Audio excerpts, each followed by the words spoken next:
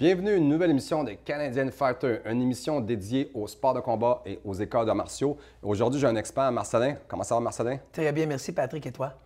Donc, on va être ensemble pendant toute cette saison-ci. Parlons un petit peu de toi. Tu as touché un petit peu à tout, au karaté, au kickboxing.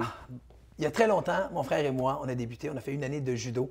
Par la suite, donc, on a été amené à faire du karaté. Et là, on a tombé en amour avec les arts martiaux. On a touché au combat de poing, combat continu, kata musicaux. On a même fait des spectacles de kata musical. On a par la suite... Vous avez voyagé aussi, hein? Oui, avec la WACO, entre autres. On a fait beaucoup de voyages. Donc, les arts martiaux nous ont amenés à voyager, entretenir sa passion et à découvrir ses limites. Donc, les arts martiaux, il y a une multitude de bénéfices et c'est pour ça que ça me fait plaisir de les partager avec vous, Patrick. Puis vous avez beaucoup d'écoles aussi, je pense, une trentaine d'écoles. Groupe Karaté Sportif, 33 succursales dans le Grand Montréal. Nous sommes présents dans les communautés. On offre notre programme parascolaire. Autodéfense? Dans 80 écoles. Okay. On a le programme À sa défense. C'est merveilleux parce qu'on vient de s'associer avec la trousse Cédrica Provencher. Bref, c'est phénoménal et on veut donner cette passion-là aux gens parce que dans le Grand Montréal, on a de très bonnes écoles d'arts martiaux. Oui. Tout style confondu. Tout, exactement. Il y a de la boxe, kickboxing, il y a de la MMA qui est très populaire à ce temps-ci aussi. Hein. Alors, de démontrer aux gens que c'est accessible à tous. Oui, mais justement, cette émission va servir à ça aussi. Hein. Effectivement. Et aujourd'hui, on a cinq démonstrations. Peux-tu nous dire qu'on va voir aujourd'hui? On a l'Académie des arts martiaux Mohan. Et on a également Chanel Lemond de karaté sportif, championne mondiale. Elle vient de chez vous, ça? Effectivement, une passionnée des arts martiaux. On a Arturo Molina.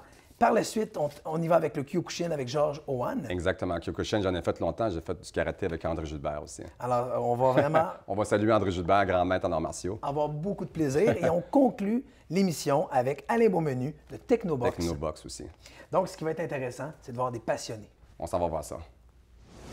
Alors, à l'écran, l'Académie Mohan Kung Fu, une académie qui a ouvert ses portes en 2002, Patrick. Wow. Puis, ils sont actifs dans la grande région de Montréal. Ils pratiquent donc le Kung Fu. On voit ici l'homme de bois. L'homme de bois. À quoi ça sert exactement? Il y a beaucoup de similitudes.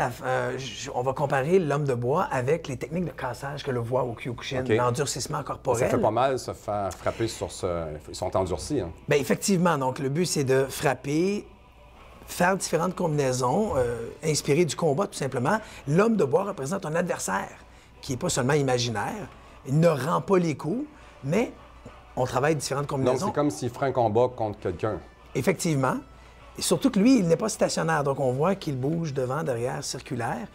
Et on voit les frappes. Et ça me rappelle Bruce Lee, hein? Bruce Lee a popularisé... Bruce Lee utilisait ça aussi. Ben oui, l'homme de bois avec le Jet Kundo. Ben oui. Mais qui vient... C'est un peu lui, je pense, qui est comme le père de ça ou qui a fait développer, connaître... Il a popularisé, effectivement, le Kung Fu. Oui. Avec ses films et les cascades. Alors, une C'est belle un démonstration. salut. Il y a toujours des saluts quand que les gens finissent. Oh oui, comme le karaté. Alors, on démontre le respect. Ah, on voit un kata d'armes. OK, avec des sabres aussi. Donc, Oui. c'est populaire aussi. Donc, dans différentes disciplines, je pense que les katas, ils ont une place assez importante. Donc, les katas représentent un combat imaginaire et différentes associations Quand mondiales. un combat imaginaire, c'est comme si maintenant il est en train de faire un combat contre quelqu'un, c'est ça? Contre des adversaires multiples. Okay. Alors, il démontre ses habiletés par des coups de pied. Très flexible aussi. Hein. Oui, on voit la vitesse, les rotations. L'agilité aussi. Hein. Donc, on voit qu'il y a une ceinture rouge. Est-ce que c'est un grade avec des barres aussi? Oui, ce sont des grades. Mais encore une fois, il y a différentes mentalités, différents systèmes de couleurs de ceinture. Eux, ils ont leur propre système. Comme le karaté, où on commence ceinture blanche, jaune, orange, puis on monte graduellement. Les ceintures sont l'unité de mesure. Là, on va citer, je pense, tantôt on parlait de cassage, c'est un cassage, mais j'ai plusieurs blocs de béton. Là. Il ne risque pas de se blesser ou là, il est en train de... Explique-nous un petit peu qu'est-ce qu'il fait. Là, il procède à la respiration, il fait le vide, il se concentre. Il va y aller avec le poussé de la main. Et là, on peut dire, bon, ils sont bien, vous voyez, bien enlignés. Hey, c'est du bloc de béton. On va voir la puissance. Wow. Et voilà, une frappe, un cassage. Bravo. Mais comment Bien. ça ne peut pas te faire mal?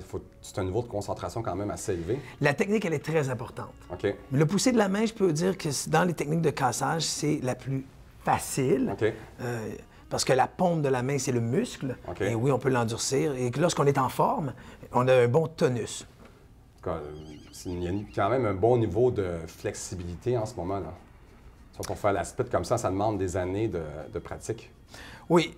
Alors, il y en a qui ont plus de facilité, ils sont prédisposés, donc ils sont plus souples. OK. Mais on voit que pour être souple, il s'est entraîné et Mais il ça prend continue à combien de s'entraîner. temps pour atteindre un niveau de flexibilité, d'agilité comme ça?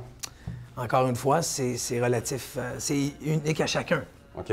Tout dépendant si j'ai pratiqué les arts martiaux ou Comme un pour avoir la sport. ceinture noire, combien de temps habituellement? Il faut attendre 3 ans, 4 ans, 5 ans? Il y en a que ça peut prendre 3 ans, il y en a que ça peut prendre 10 ans. OK. Donc, il tu y a- vas à ton rythme, on peut dire. Tout le monde y trouve son compte, tout le monde y va à son rythme.